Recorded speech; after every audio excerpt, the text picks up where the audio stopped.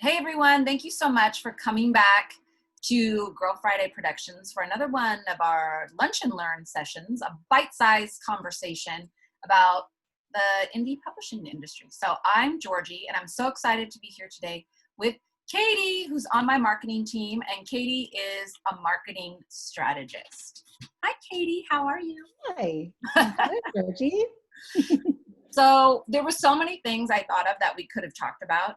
But one of the things that I know, because you and I talk to clients all the time, that I think would be beneficial if we just had like our top, 6, 7, 8 things that we tell people that you could be doing right now to help build your platform as an author. So we were just kind of brainstorming, you guys, before we got on this call. And I was going to start with the first one. And I would love for you to chime in, Katie. But we were just talking about the first thing that I always think is important for authors to do is to manage your expectations, which is kind of a broad term and kind of annoying. So what does that mean? It means that you're an indie publisher, right? And there are 4,500 books that come out each day. So just like you, there's 4,500 other people that are watching their listing on Amazon. So again, not to depress people or anything like that, it's just to be aware of the competition that's out there. And very competitive out there. Yeah, and then I tell people, Katie, that it's really good if you can be super niche in your book. Right. So if it's like a sleep book targeted to women, if it's a book on, Alzheimer's and it's for caregivers, something like that. Of course, we know the big offenders, right, Katie? Thriller, that's a huge category. Right. Young adults, there are literally millions of young adult novels. So if you can be more specific with the niche instead of just being young adult. So, maybe it's young adult, a thriller with paranormal or suspense. I mean, anything that you can do to really kind of get a little narrower down the tunnel, I think that's to your benefit. Yeah, no, that's a super great point. I also tell people to gauge your level of commitment. So I think that writing a book seems super glamorous. Like you're like, oh, I'm writing a book and now I'm self-publishing it. And then it's just going to sell like hotcakes. So I think that what I've had my authors say is that they're like, oh my gosh, this is a lot of work. So I tell them, like, we put together at Girl Friday this huge comprehensive strategy, and we send them off into the world, and people often feel a little overwhelmed. So I just tell them, just do one thing a day, because sometimes people have other jobs and this author thing might be their side hustle. So if you just do one thing, one thing a day. What do you tell people?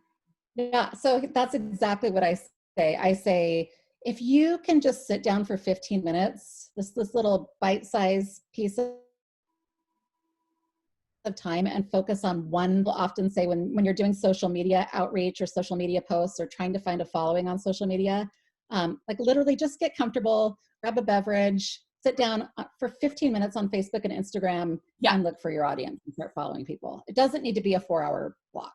Alcoholic beverage while you're at it. Whatever you need. Yeah. So that's a great segue, because I think you had a great tip that you give people about social media.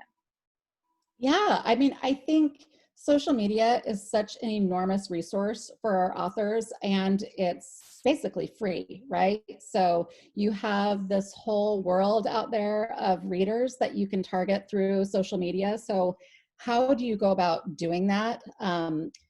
What I like to recommend to our authors is simply, if you don't, certainly go and find your friends and people that you know.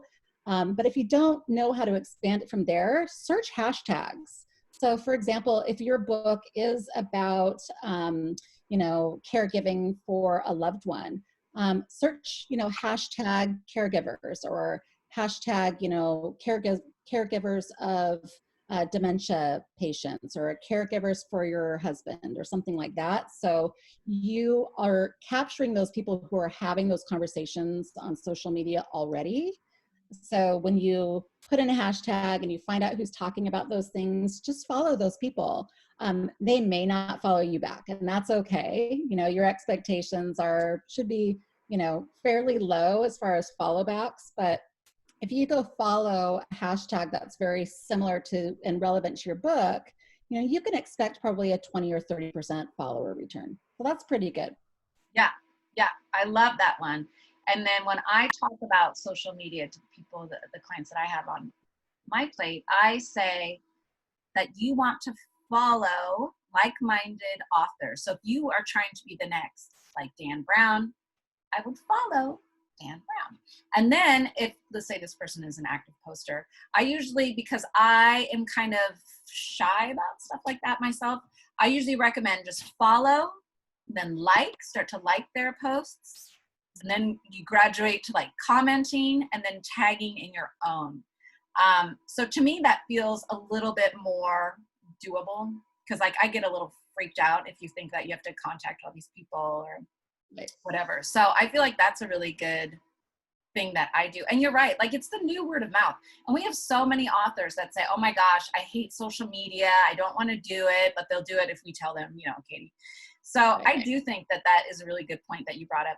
Even the networking and doing the little hustling while you're watching, whatever on TV that you could go through, like it's essentially free. It absolutely is. I mean, it's a great resource. You can find people who read books like yours pretty easily by following your comp authors or hashtags. I mean, really, those are kind of the low-hanging fruit. And it just doesn't take that much time. It's something like you said, you can just sit on the couch while you're watching a TV show and bang out 20 or 30 of those right away. Yeah.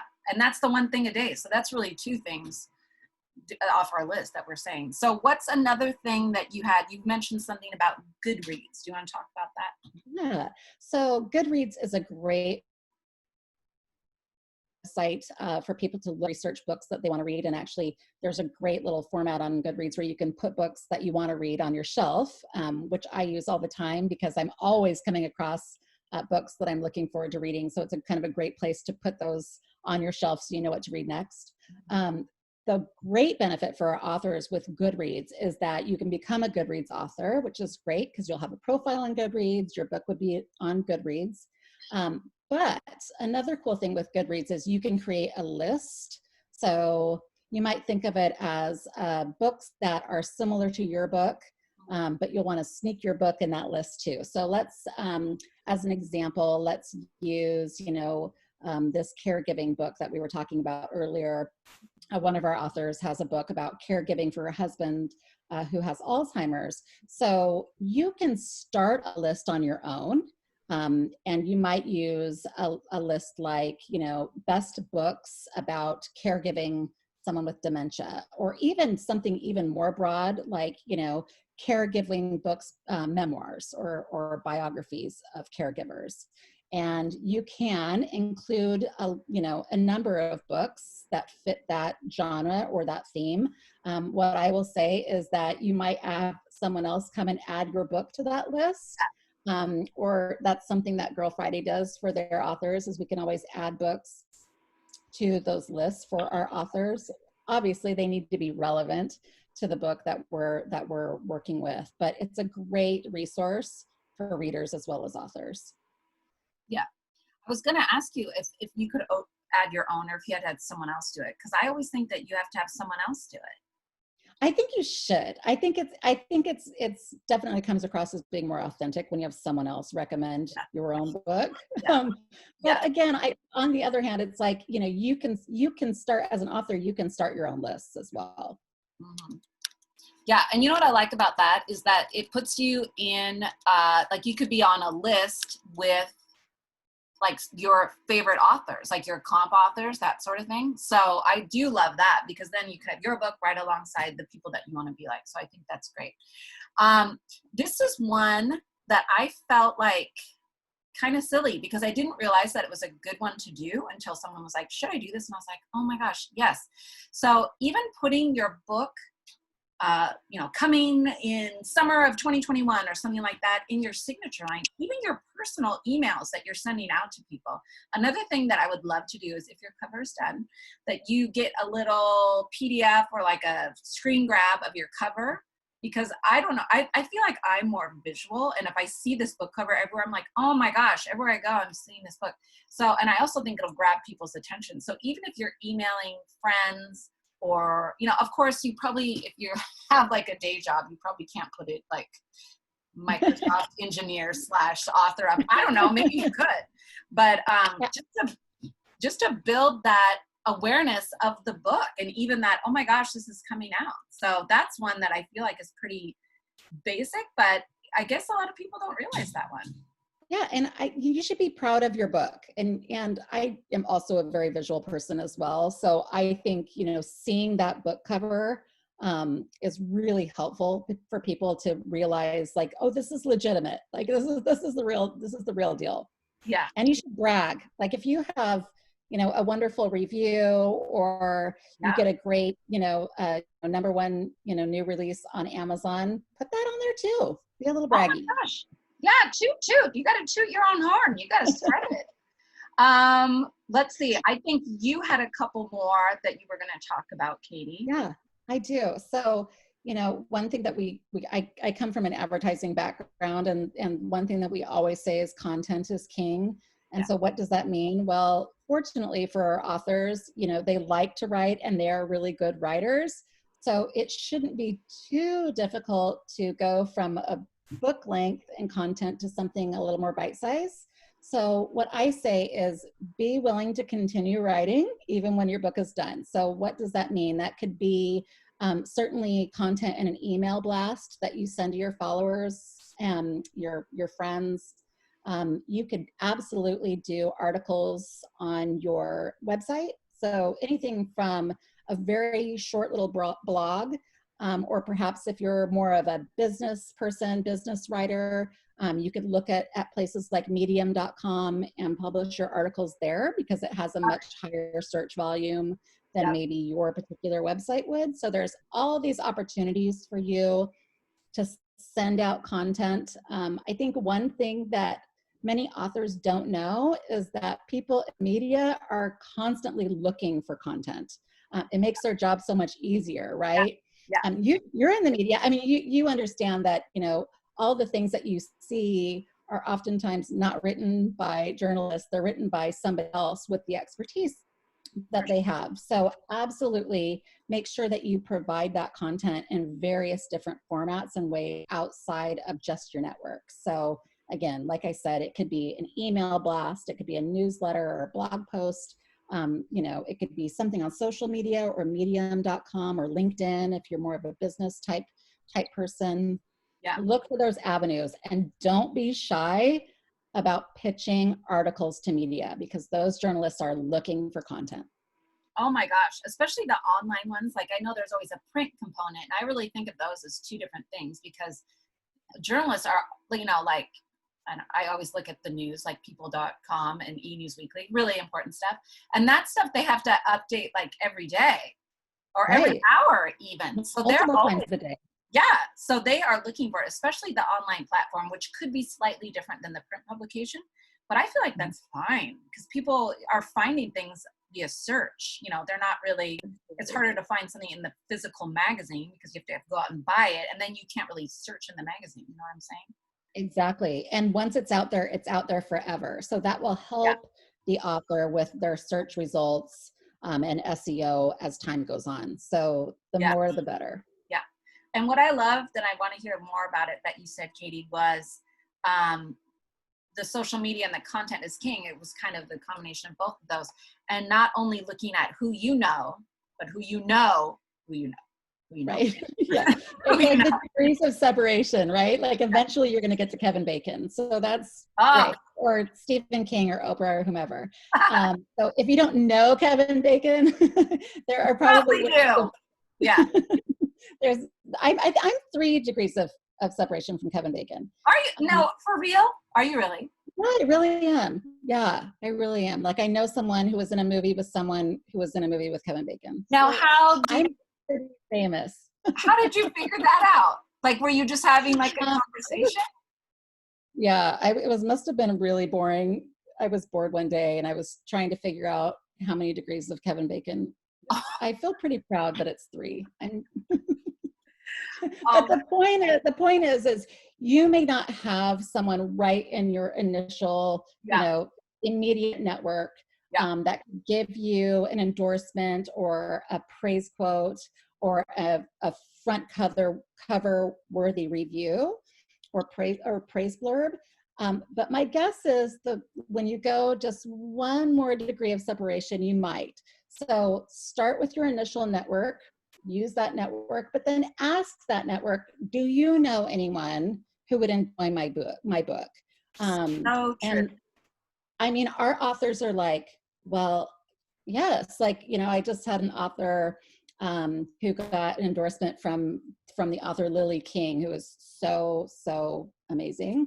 And again, it was just one of those things that she reached out to one person and said, I know Lily King, and she might be willing to read your book, and she did, and gave it an amazing endorsement. God. So I know it's really exciting. So again, certainly start with your own network, but then just go one degree out. And, again, these friends of friends, which again, you can find those on social media as well. And you don't need to have phone calls to every single one of your friends and family. And you can find those people via social media. It's something like, on LinkedIn, for example, you can always find out who are the followers of the people that you follow. And those people want to make those outreaches for you. I mean, who doesn't like to do, a favor like that for someone who they know? So always keep going, keep moving past your initial people. And, maybe you'll get an endorsement from Kevin Bacon. Well, now we know who to go to for that. Yeah. I think that is so true. And it also kind of goes to this whole bigger thing that almost is kind of woo-woo, is that I kind of have this just general theory that if you want something in the world, you just have to go out and say it. Even with anything, oh my gosh, does anyone have even I've done it for travel tips or jobs when I was looking for jobs and stuff like that. You just have to tell everyone, I love what you said there. I wrote this book about caring for my husband with Alzheimer's. Do you know anyone actually, I went to high school with the person that's the head of the blah, blah, blah.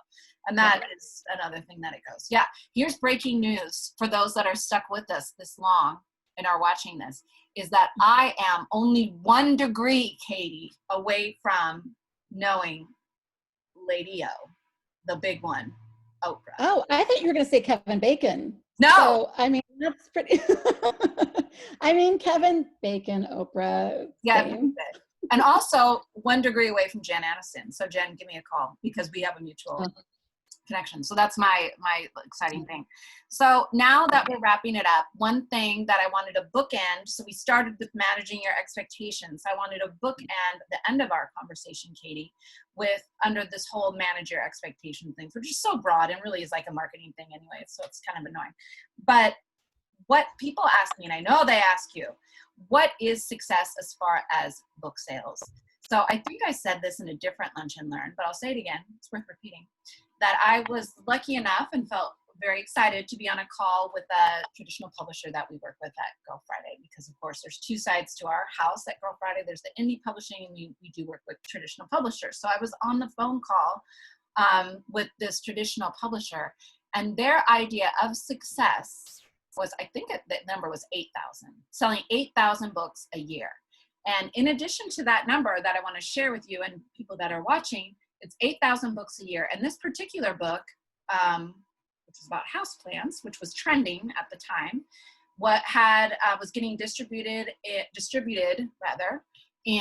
Costco.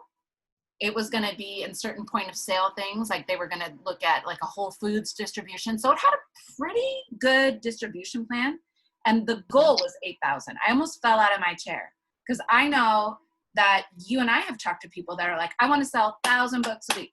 And they're indie authors and they're not in Costco and they're not in Whole Foods. What are your thoughts on that? Yeah, again, we've used the term manage your expectations way too many times already in this call, but I think it is important. And I think, many of our authors are first-time authors and they don't really know what the expectation is. Oh. So, to them, 8,000 books a year may sound very, very little. It's actually not. That's an enormous success, even for a book that's traditionally published and has full distribution.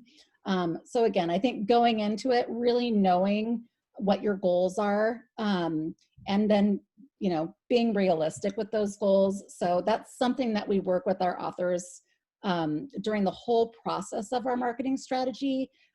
We will certainly help you sell 8,000 books a year. I mean, we'll Oh give yeah. you all kinds of strategy, all kinds of distribution options.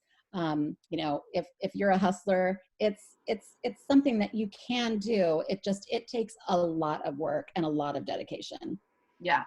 And I love in this strategy, we have this one slide that we show to everyone that says how traditional publishing in the past has worked and how it is today. So as before, you had to rely on, oh, I need to get an agent and I need to have a publicist. And that's really how you did it. Now, there actually are so many different ways that you could do it. So I'm not saying that you don't need a publicist, but there's more options. So like we recommend social media strategy or an ad campaign, influencer, when there's so many things that are available now that kind of open it up to everyone. So yeah, well, this was so great. I'm so thankful for your time, Katie. And I hope we can have maybe another conversation later that we can share with our. We'll see. We'll see. Well, I'm really busy. Yeah, you're super busy right now. I know. All right. Well, you have a fabulous day. I'll talk to you later. All right. Thanks, everyone. Bye.